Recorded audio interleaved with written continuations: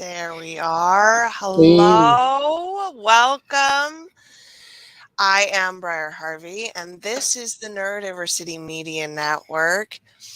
Today, we are joined by the spectacular operator who still hasn't updated her Facebook things to tell oh, you really? about. Oh no, last year.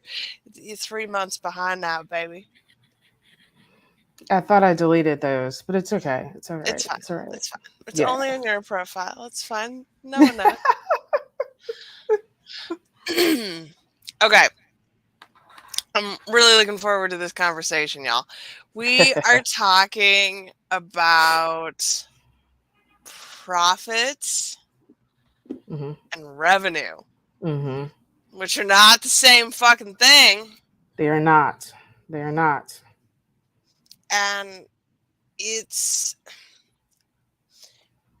a problem for entrepreneurs, for startups, anyone that's fairly new in business.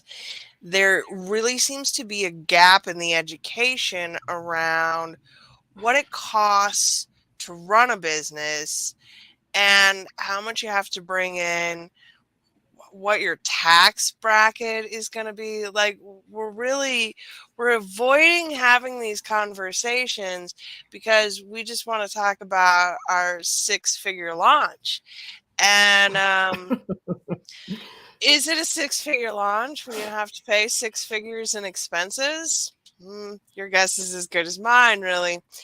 So Stace's got some stuff for us, and I'm going to be mostly muted because it's quite possible it's going to sound like my roof is caving in, because in fact my roof is being worked on and it's caving in. So we're going to let Stacy run the show today. And take it away, my friend. Yeah, so we're gonna have like more of a technical conversation today than we normally do. I know we start out with definitions, sometimes with things, or we try to clarify that. So for those people that are watching for the first time and seeing me for the first time, I am the operator, government name Stacy Moore, and I connect small business owners to the resources and relationships they need in order to generate more revenue. And that's supposed to allow you to relax. And we know just a little bit, because then you have to get back and you have to generate more. But hopefully, you understand that in setting up your systems and setting up your processes and setting up your revenue, that you need to have different kind of revenue coming in so that you can actually enjoy some of that revenue or some of the profits. So, we're going to talk about the difference between revenue and profit. And I am going to go with the definitions as I found them, because I don't want anybody to say, well, I know she's not an expert on revenue, or I don't know her as being somebody that drives profits.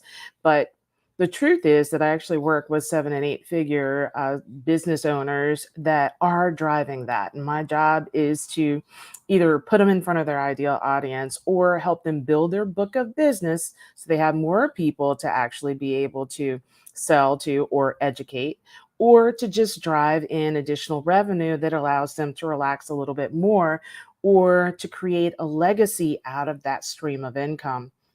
So let's talk about revenue. And so, according to this definition, and I don't have the source for this definition though, it's the revenue is refers to the total amount of money that a business generates from its sales, services, or other activities during a specific period. And it is a key financial metric used to gauge a company's performance and represents the income generated before deducting any expenses, such as Briar mentioned, the taxes, other costs associated with running the business. Now, the revenue is crucial because it serves as a primary source of cash flow in order to keep the business operating, of course, the maintaining the operations, paying employees, covering the overhead costs, and then investing in growth. So we also know that we're supposed to take some of this money and we're supposed to put it back into our business or otherwise it won't grow, especially against the cost of living, which is higher than it used to be. So we need to make sure that we're keeping up with that as well. And can And be gone overnight. I spoke with a woman this week who used to be in who used to work for the agency that did SVB's marketing campaign. mhm, Like, just woke up and it was gone. Like, her entire career was just overnight. So revenue is really, really important to make stable and whole, y'all. absolutely. So, of course, tracking and analyzing the revenue is what helps us make informed decisions about how we're going to price, what marketing strategies we're going to use, and then, of course, resources that are available to us or that we need to obtain in order to retain financial stability. Now, profit, on the other hand, is the amount of money that remains after all of the business expenses and costs and taxes have been deducted from the total revenue. And it represents the financial gain or surplus earned by a company during a specific period and serves as the essential measure of business's financial success and viability. So, as you were saying, Briar, many times you hear on the entrepreneurial side and not so much on the business side, but for entrepreneurs or solopreneurs, talking about the launches or how much money they made after they put an offering out, or that they began to sell products. And so they're talking about how much revenue they brought in, but have they looked at these additional expenses? Did they take into consideration the taxes that need to be paid on that? And then have they paid the staff or team? Did they look at the programs, platforms, applications? Did they purchase ads? All of those things go up against it. So even out of the profit, when we're talking about profit, then there's two types of profit. So the first type of profit is the gross profit. That's the profit that's generated after deducting the direct costs associated with producing the goods or providing the services. And it's normally known as the cost of goods sold, or COGS, for those people who have been on the other side for a while. And then from the total revenue, you take that out. And so that gives you the gross profit. And so that's what then most people are working with when they start looking at the pricing again, those strategies. And do I need to adjust that so that I have more gross profit? But let's get down to the nitty gritty, the net profit.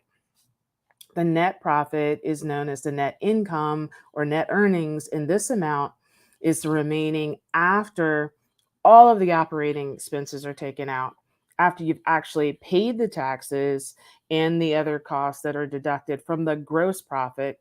And then the net profit indicates the overall financial health of the business. And if we were to go and look at that for most of the entrepreneurs out here, we're going to find that there isn't profit. There's not net profit.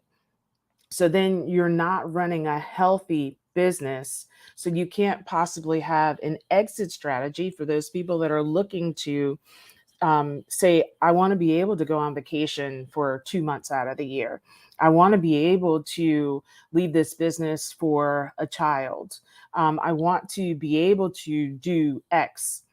It's not a healthy business, and so therefore it's not something that you should be looking at doing anything extra with. Now, are you in a good place to jump in there, Briar? Maybe. We have Yeah. dogs. Oh, I can't hear anything. Okay, well Yep. then we'll just pretend Yeah. that the apocalypse isn't happening around me right now. I think one of the issues is that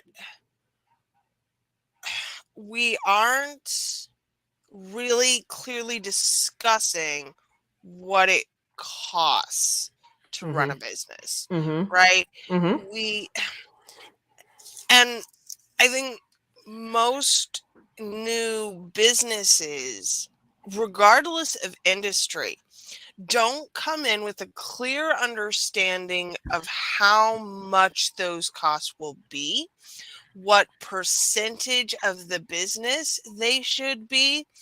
And while there are some frameworks, I think the most impactful for entrepreneurs and small businesses is probably profit first. Hmm. But Hmm. I even there's not a clear framework. There's some numbers like your operating cost should be less than say 30%. But what that means is so variable. And in the online space, the number of people who have emotional support software stacks, as my good friend Veronica Yans would say, is high. How much money are you spending on a monthly and a yearly basis for software, for additional things that you think that you need, but are eating away your bottom line? Absolutely. So I know going into some conversations where we've done audits on businesses to determine scalability or the marketing strategy, the first question that we go in asking is about some of these initial things because you need to have that bottom line knowledge for you to be able to determine if I'm going to come in and implement a strategy or give you a strategy, we need to know what the bottom line is to know if there's any growth, if there's any increase in the net profits. And so let's go over a few of the standard terms that, again, on regular corporate side, these are common words, but to ask most entrepreneurs or solopreneurs, they're going to say, I don't know what it is. I mean, we've talked about net profit already. And we've mentioned the cost of goods sold. So that's the direct cost associated with producing the good or providing the service, including the raw materials, the labor, manufacturing, and then the service delivery expenses. That goes back into the platform that you're using to hold the information on as a service provider. That goes into what tools are you using to market, whether you're using any ads to be able to promote. Do you have a team that's actually doing that? Did you hire a strategist to actually help you create that strategy? And that's another cost. That's a cost of that. Do you have an onboarding process? Is there a tool that you're using for that onboarding process? So all of those things, your email and your CRM, all of those. So all of that is, your cogs. Let's start at the top with the client acquisition cost, or CAC. Now, the total amount that you spend on the marketing and sales efforts to acquire a No, new like client. I know no entrepreneur that can off the top of their head say my client acquisition cost is X. And I Natalie don't. Bullen can. Let's shout out to Oh, Natalie Bullen. But okay, yeah. you're right. I bet Natalie Bullen can tell us exactly what her client acquisition cost is. The rest of y'all, probably not. And it's because there are so many factors here, right? Hmm. Like, Hmm. part of what we want you to be clear on here is you don't have to know what you don't know, but you Hmm. have to be able to define expenditures and cost. Like, it doesn't have to be, it should be. You should know what your CAC is. But if you're not there yet, then you at least have to be able to define all of your outgo. Right. So you need to know the total marketing and sales expenses, and then you would divide that by the number of new clients that you're bringing in, and then that will give you that CAC. So what's the next thing? People say that I want to make $10,000 on this launch, and so then you have a product that you say is $1,000. So I just have to make how many sales? Well, no, It's that's not not. 10, y'all. That's It's not 10. Right. And so that's just a stumper in itself. So looking at previously, then how do you get to, a lot of people say now I'm on a scale and I want to have $10,000 launch, I want to have $1,000 product, but your last product the highest product you've ever sold before is $200.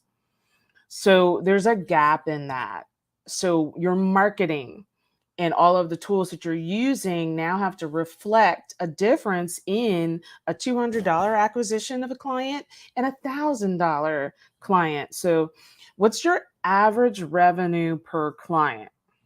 That's another one.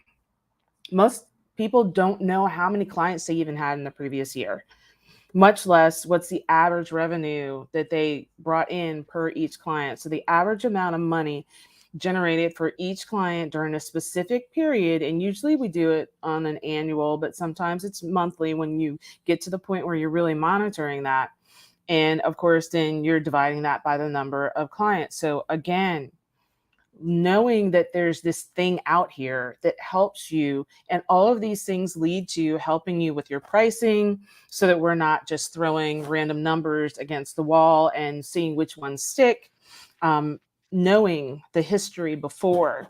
So if your average revenue per client right now over, let's say, a year's time or 3 years time, is a certain dollar amount, then you might be looking to increase that. So at the beginning of the year or the beginning of the quarter, when you're talking about KPIs or key performance indicators, then this could be something that you use a tool to increase the average revenue per client, because we've already said that the acquisition is another cost involved.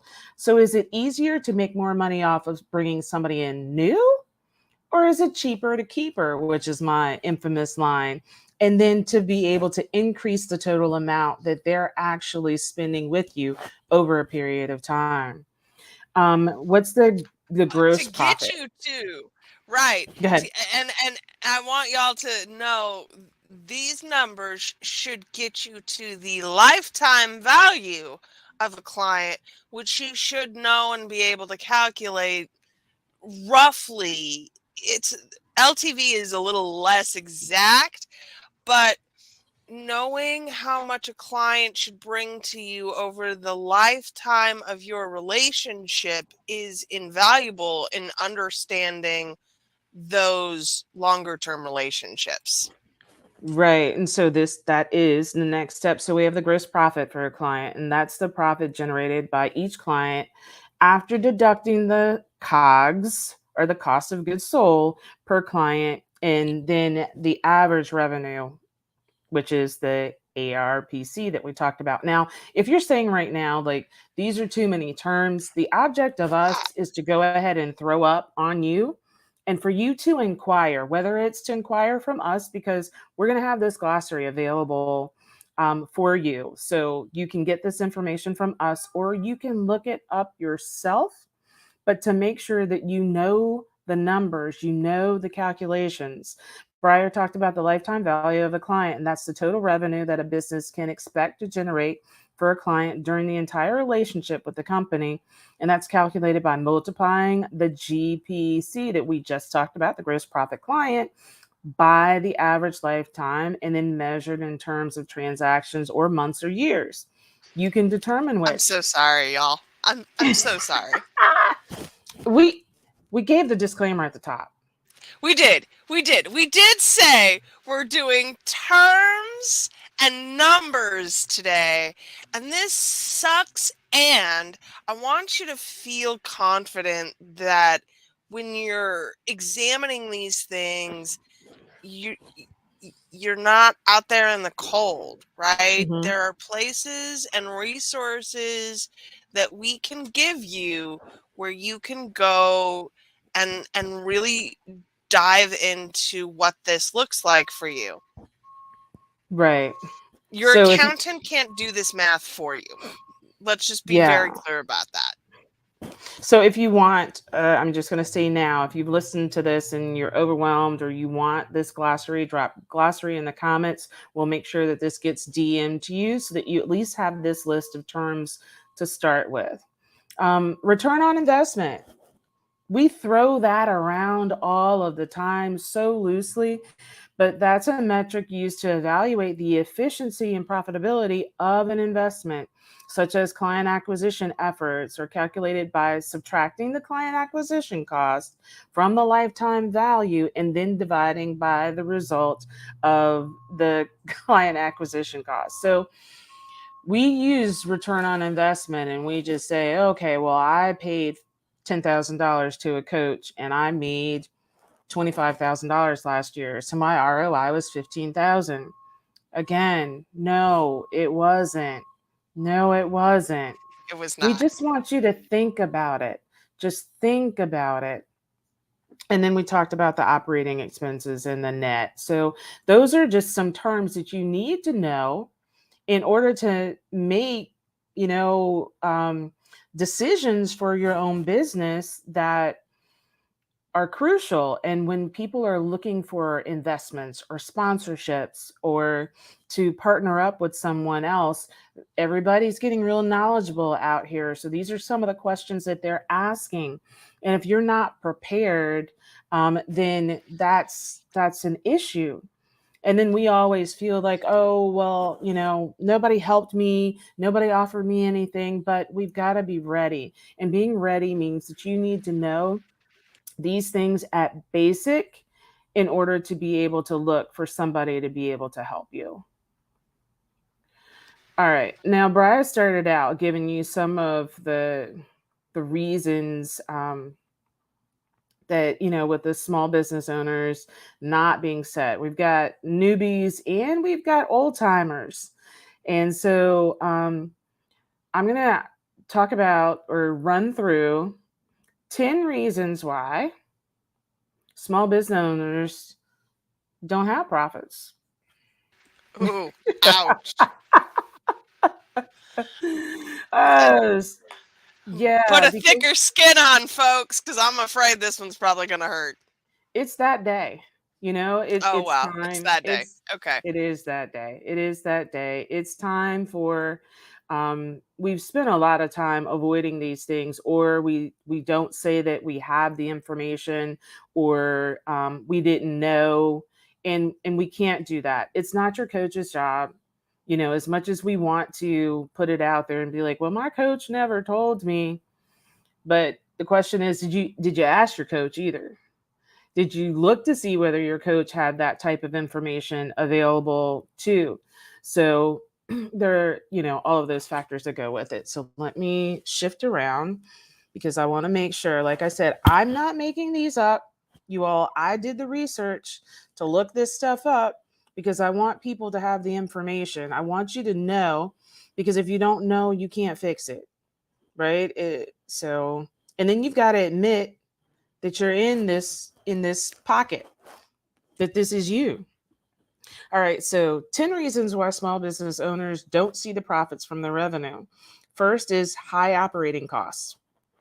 Small businesses may struggle with their overhead, such as the rent or utilities for a brick and mortar, or administrative expenses that I know with a project we had last year.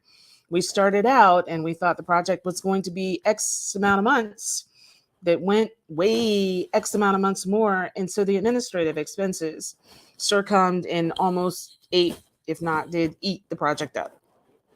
The next, inadequate pricing strategies. Because we've gone out there and we've said, I'm a newbie or I have an imposter syndrome. I don't know how much people are going to be willing to pay. So I'm just going to throw this amount out there. $47 sounds good. And really, if you go back and look at your client acquisition costs, if you look at your expenses, if you look at all of those different numbers from before, if you figured that out first, you figure out that it's going to take $61 just to be able to, you know, get this client in and get them what they want. So you're already at a deficit. But if you don't know the numbers, then you don't know that. And so pricing becomes important. Poor inventory management for those people that have physical products and brick and mortars. That's another one. Ineffective marketing. Brian, I'm going to let you just talk about that without ineffective marketing. Listen, we have like a whole show about marketing every other Monday with Alice. You should come and listen to us talk. We're we just did we just wrapped our first season. So it's gonna be great. But seriously, if you need marketing help, I got folks for you. Tell him what series of your media network is that marketing actually on, because that's really important. Because a lot of people will, they think that they are marketing properly because they are on social media. Right. So is that the extent of marketing? No, no, No. no. So creating your connection capital with Alice Merriam. And that is again every other Monday. But I have several other shows coming. I've got one coming about branding. I have one coming directly about sales. So, like, marketing is, I think, the thing that we least understand about this process, and it comes to encompass a bunch of terms that it isn't. I mean, again, there's a difference between marketing and advertising. Do you Hmm. know? If you don't, it's fine. We're just saying marketing is really very specifically only about how you are getting new people into your audience. Everything else in that customer relationship is not marketing. Marketing is just saying hi to the new folks. And so the activities that you spend on marketing frequently are the most costly because you haven't identified what exactly is going to bring people in. Right. And you've just led into the next one, is actually high client acquisition costs. So the marketing is definitely about getting visibility. It's also about creating that integrity and that trust with those people that have been seeing you before. Now, when you're actually getting them to say yes, what does that look like? What system is set up for that? That's when we really start getting into the platforms and get into the VA work. And then, did you need a tech person in addition to the VA person? Did you need a copywriter in addition to that? And all of those different things that go into that. And most of the time, we're not looking at all of that expense and considering that in. What about retaining them? The next is low customer retention. We've mentioned before, it's cheaper to keep her.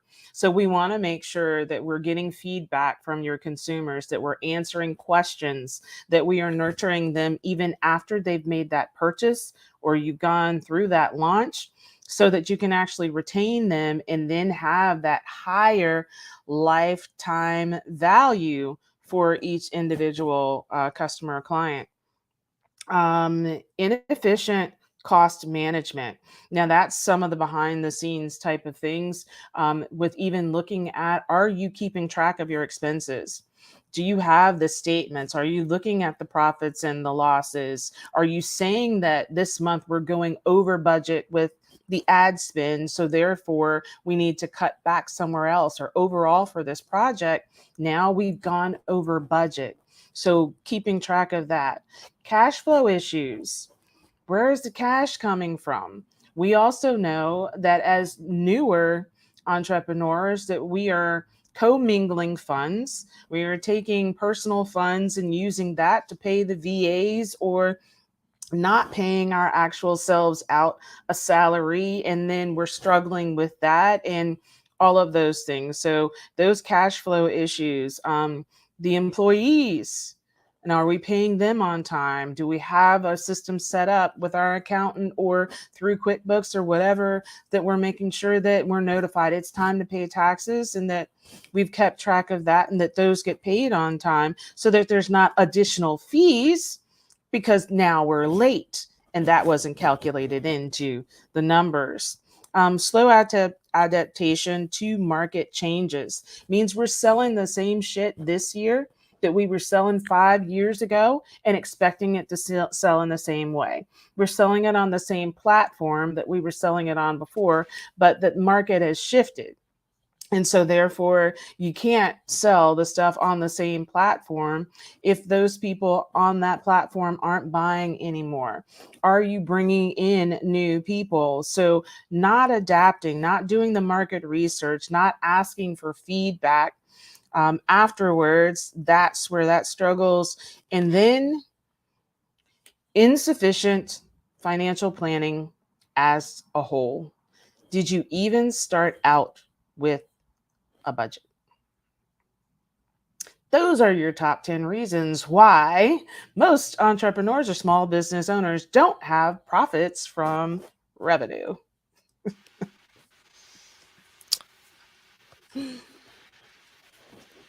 Did you even have a budget? Probably not. And I think part of the problem for a lot of people comes in that entrepreneurs are frequently freelancers first But we didn't because, know. We didn't know though. and we didn't know. We didn't know what running a business was going to entail versus selling services for a fee. Mhm. And many of us, myself included, get into this as freelance before we ever open a business and don't do the work to figure out what running a business actually looks like. Yeah, because who does that? Where does that happen? Is that an additional expense? It seems so easy. There's so many people have businesses out here. Then I go into it saying I should be able to figure this out, or what I've seen or what I hear or what I can ask somebody about is going to make it okay for me to go into business and say that I'm running a business, yet we still have businesses, quote unquote, that aren't entities, that are not legal entities. We still have businesses that we aren't paying our quarterly taxes on time, and even the businesses have been dissolved. We're still using the names out here because nobody else is using it, but businesses have been dissolved, or we've had to go back in and put those entities back into place. It's been difficult. Who told me that I needed the whole staff that I needed an attorney on retainer, that I needed an accountant, that I needed a all of those things? Nobody was talking about that. And the people that were already making good money. And so you figure, well, I don't need it until I get to a certain place. Well, no, that's part of the reason why you don't get to a certain place, is because you don't have those people in place to protect you and to guide you through the standards. So, Yeah, it's not your coach that's going to save your ass. It's your accountant and your attorney. Just ask me how I know. right, right. So let's just talk about 5 best practices for a new small business owner to help keep them out of that rut. So, developing a solid business plan is the first thing. A comprehensive business plan acts as a roadmap for you, and then everything is already laid out. You've got the objectives out there, the strategies, the target markets, and then your financial projections. And the plan just keeps you on track. And when you get off, you have something to go back to. You're not just saying, oh, well, launch didn't go well, didn't make the money I wanted, so what am I going to do next? Second thing is to implement effective financial management. And that's some of these things that we're talking about. Do you have a budget? Do you have a system to keep track of all of the financial statements? And we'll talk about that the next go round. So we'll hit with the financial statements and what are those kind of things that you want to have in here. Do you have those in place? So you can keep control of, do you have somebody that's force balancing you when you do spend too much? Or do you have someone that is guiding you when you have not spent enough because you're trying to hold on to the money, but you've needed to put somebody in place, and putting that somebody in place or that software in place is actually what's going to cause the business to run smoothly and be able to scale.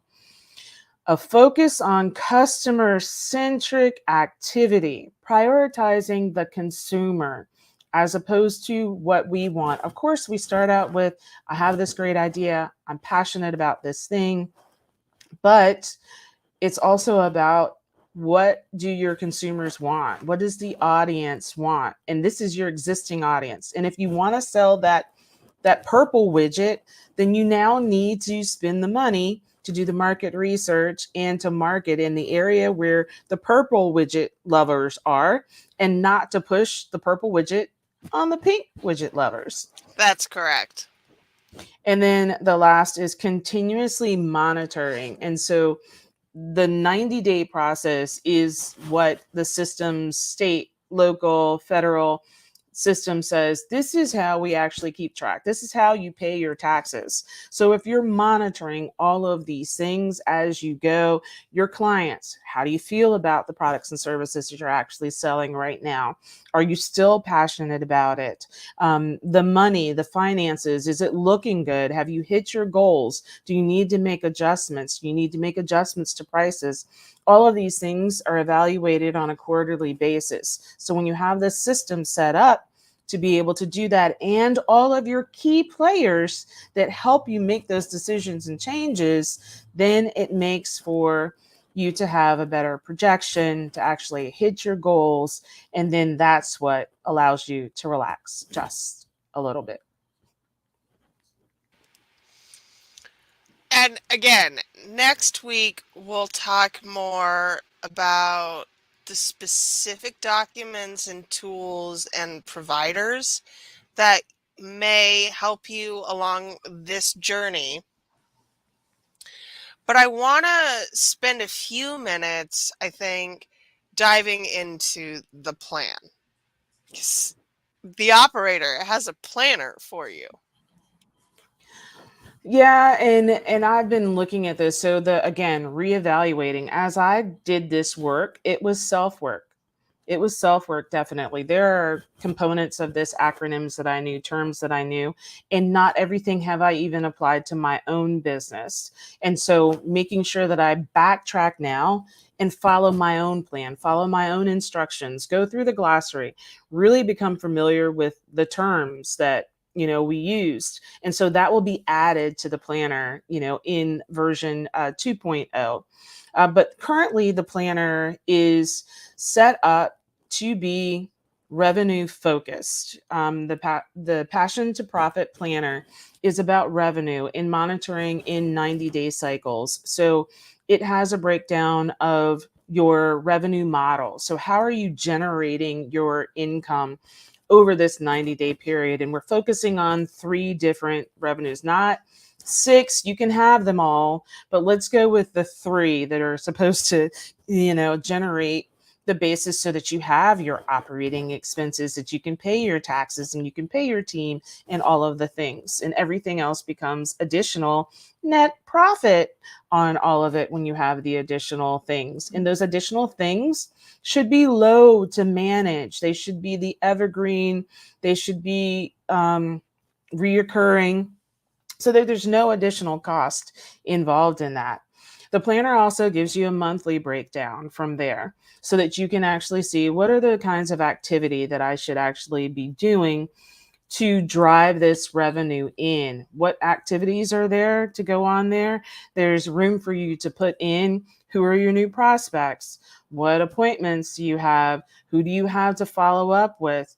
Specific sheets in there for cross promoting, testimonials, referrals, because all of those things increase that LTV, that lifetime value, by having that loyalty with your existing customers or clients and getting their feedback. So that becomes very important, because the more times you touch them, the more they become part of your brand and then become raving fans. And even if they're not raving fans at that point and they've got issues, you're touching them enough that they're actually willing to tell you if there's something wrong. They're also willing Mm. to overlook the spelling mistakes that you had on your website and all of the other little glitches because they're getting that nurturing and they feel like part of the brand. From there, we break it down to a weekly. And I have two views for a weekly. And that's important because different people use different models to be able to keep track of their time. And then also during launch versus non launch, or while the kids are in school versus not in school, then those may be two different things. And so, what do I mean? Hourly breakdown for some people is important because they have a lot of appointments and they also like to schedule in that activity. So it may be the prospecting time, it may be time to follow up with my current clients and ask them for referrals or testimonials. But then also, sometimes you're working on projects that take more time. And so there's also an option to do time blocking where the morning, the midday, and the evening are blocked out. And if you're an MLM or if you're working off of you work 9 to 5 or 8 to 4 and your activity is in the evening, that allows you to be able to block out that time and to see it blocked. Don't be concerned about those hours and just focus on the time frame that you're working. Or if you are somebody that are working in an industry like hotel, restaurant, or retail, it allows you to have that flexibility where it may be the mornings where you're actually able to work on your business and then the evenings are family. And then let's get to the day. The day activity is important. And what we've added to that is we want you to hit your personal goals as well, because we know that self care, personal development, and personal awareness is just as important. So, making sure that you can track habits such as if you're dieting, if you're not getting enough sleep and you want to track those things, if you need to drink more water, that's listed. There's also a section for you to put your affirmations and goals in the morning so that you can write those out and see those for the entire day. And at the bottom of it is your kind of resolution or what happened during that day. How did you feel about your day? What went right? Giving gratitude as well. And then what is your area of opportunity, that you may want to change? And if you have written goals, and for some people, they write those affirmations in the morning and do them again in the evening. So those are the things that are covered in this planner. So if you will comment planner in the chat, we'll make sure that planner gets to you as well at no charge. Right now, if you are right here as part of the Neurodiversity Media Network, it is out there for sale, but we are making sure that as part of the education that you're getting that planner and you're getting a good start and a basis to be able to document, because you can't continue to do those things that went right if you didn't track them. And then those things that went wrong, you want to be able to change them. So you need to know where they happened. We really don't care where you track things, just that you are. And if Mm-hmm. you do not have an existing system yet, then this one will give you a foundation to build from. When it comes to planning, I think a lot of people really get stuck in the trying to find the perfect system. And that is more detrimental than using any system at all and making it work for you. So if you find yourself stuck, this is something you can print off, you can take a look at the pages and build from there. We talk a lot here about the importance of assessing and reviewing and how often these things really should be happening in your life and daily, y'all. I mean, truly, I review first thing in the morning. I review again at the end of my work day. Sometimes I document things before I go to bed. There's really the more that you are assessing and reviewing where you're at, the more progress you make. And that seems counterintuitive a great deal of the time. But this is truly, this is the magic, is in the review and the assessment part. So if that is a place where you struggle, get this planner so that you can have a place to at least figure out what parameters are important to you to start with. Because that's all we're talking about. It's just starting. Absolutely. And if you've already figured those things out, because there are people that figured them out at the beginning of the year and they've been tracking and tracking well. If the component of it is that, oh, yeah, I haven't been asking for testimonials, or I haven't gone back to my clients and spoken to them at all since they actually made a purchase or, had the service with me, then utilize those pages of it to guide you to say, yeah, I need to do some cross promoting. Maybe I have a service now that I didn't have when this person purchased the product, and I need to go back and make sure. And whether it's through an email campaign or whether it's through direct contact, then, making sure that those are taken care of. The testimonials, asking for them. If these people have a lifetime value with you and it's looking pretty good, then make sure you're asking for those testimonials, because that's over a period of time.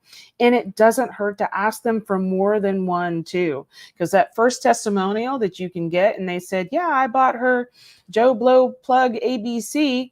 And then now down the line, 2 years later, they're still with you and they've bought your RSP, then make sure you get that testimonial too. And again, that's where we get to the relationship component of this and how that's so important with the revenue, because it's that connectivity, it's that asking for the feedback. It's when people give feedback to actually make sure that you're acting upon it. It's giving credit to them when possible. It's to shining a spotlight on them if they're making a purchase, and whether it's the badges to say that they are part of your event or that they've actually become a member of your mastermind and that their face is shown and that you tag them. We know that there are other people that are like them that would be willing to purchase. So the more that you concentrate on the consumer, then the more opportunities you have to be able to reach other people like them that'll be willing to spend with you. And I think what's key always when it comes to profits is your relationships. And we're just going to keep talking about that over and over and over here. So, operator, what are we covering next week? It's specific documentation, right? The forms. Woo! We are going to get into financial statements and what are the three core financial statements that you should be working on and to have in your business. And we're going to give you a couple of examples so you can see how that works. And we're going to have some resources as to who can help you or what tools can help you be able to calculate those out or keep track of them. We want to get the money and keep the money. And we want you to spend appropriately so that you have more money to keep. It's just this whole functional wheel thing. All right, y'all. So, uh, please leave us a note in the chat planner if you would like us to send that over. It will also be in the show notes available at neurodiversitymedianetwork.com. That this recording will be available tomorrow with all of the juicy bonuses.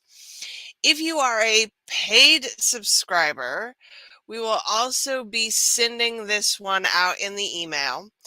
And we would really love to see your support here. The Neurodiversity Media Network is 100% listener supported at this time. We're getting ready to roll out advertisements, but y'all, we can't do this without you. So the work we're doing here, these master classes are designed to be available for you to consume in a content that works for you, whether it's watching these videos, whether it's listening to the audio, whether it's reading the transcripts. So if you find value in this work, we would love it if you would join us as a paid subscriber. That is $25 a month, $300 a year. And again, you can find all of that at the neurodiversitymedianetwork.com. And you can find the operator where? You can find me on almost every platform, and you see below it's the OPER, the number 8TOR. Also, if you want to go to the website, it is also my name, theoperator.com. And you can see who I am, who I serve, what kind of things I have going on, additional services, and make sure DM me. It is about relationships. So if you've DM'd me and established a relationship, then there may be some more things that I'll be able to give you, because I do have some coffee chats that I do complimentary, and using either myself or using a platform called OWL. So make sure you connect, and we'll keep you updated and connected. Y'all, thank you so much for being here. We will be back next time with the worksheets to go along with this lesson. I'm already completely worksheeted out. It's going to be great. It's going to be great. Okay. Thank you so much for being here, and we will see you again next time. Have an amazing day, y'all.